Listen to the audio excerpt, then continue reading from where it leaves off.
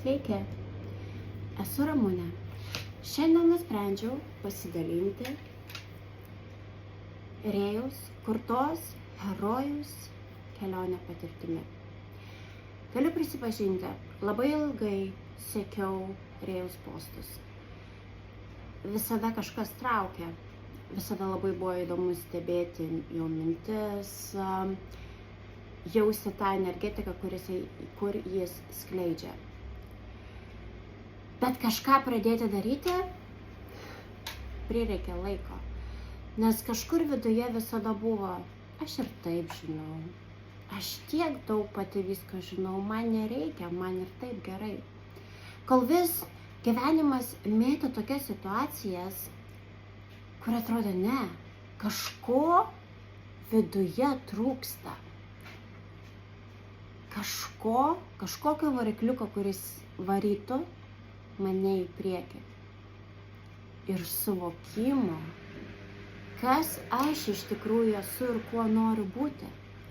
Ar tai yra pats nuostabiausias mano realybės variantas, kurį galiu sukurti?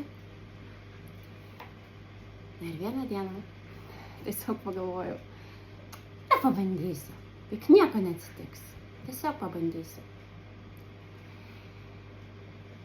Ir pradėjau šią kelionę. Žinot, pačioje pradžioje, kai pradėjau šią kelionę, man buvo netgi labai sunku pastebėti save, kaip aš reaguoju, kaip aš vertinu save, kaip aš kalbu su savimi, ką aš mąstau žiūrėdama į veidrodę ir kaip aš save vis kritikuodavau. Tarytum buvau pats didžiausias priešas savęs pačios. Ir pradėjus programą ėjome per daug dalykų. Įsitikinimų, savivertės, labai daug dalykų, kurie sukelpa į vieną. Savirealizacija, finansai, gausa. Ir tikrai dirbant per įsitikinimus supratau, kad aš mąsčiau taip negerai apie save. Man visada atrodė, kad visų sėkmė yra galima, tik ne mano. Man visada atrodė, kad visi geresni, visi išmintingesni, visi protingesni. Kokie tik begali būti. O save vis nuvertindavau. Ir dirbant per įsitikinimų sistemą tiesiog buvo vau save stebėti, kaip aš nuoširdžiai pradėjau tikėti, kad aš iš tikrųjų verta, aš iš tikrųjų esu nuostabi, man nieko netrūksta, aš galiu patirti didžiausią sėkmę, gražiausius dalykus taip, kaip gali patirti visi kiti, nes mums visiems tas duota. Ir labai tikrai buvo smagu stebėti, kaip ir sakau, netgi žiūrint į save veidrodyje arba dienos eigoje, galvojant, o, tu faina, tu daug padarėjai, tu daug pasiekiai savo mintimis, savo asmenybę ir visais kitais dalykais.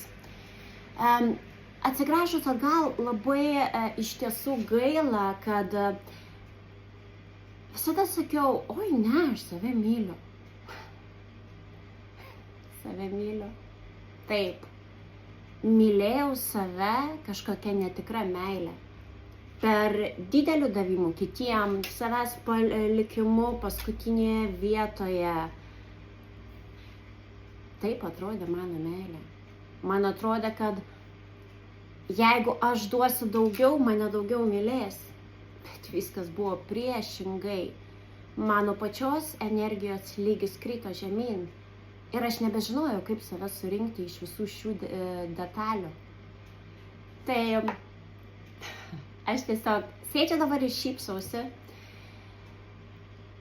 nes šiandien, nesvarbu, kad būna dienų, kad kartais tos senos mintis, kurios taip stipriai įlindę į mano kūną, tiesiog dar kūnas turbūt prisimena, Kartais lyg ir ateina tokios mintis, ne, ką tu čia, bet iš tikrųjų labai stipriai žinau, kas aš esu. Ir aš palinkėsiu visiems, kas yra užstrigę šitoje būsenoje, kur nežino, kur eiti, nežino, kas iš tikrųjų juos padarytų laimingus arba tiesiog net dar vis neatrado savęs, linkiu ateiti į šią programą.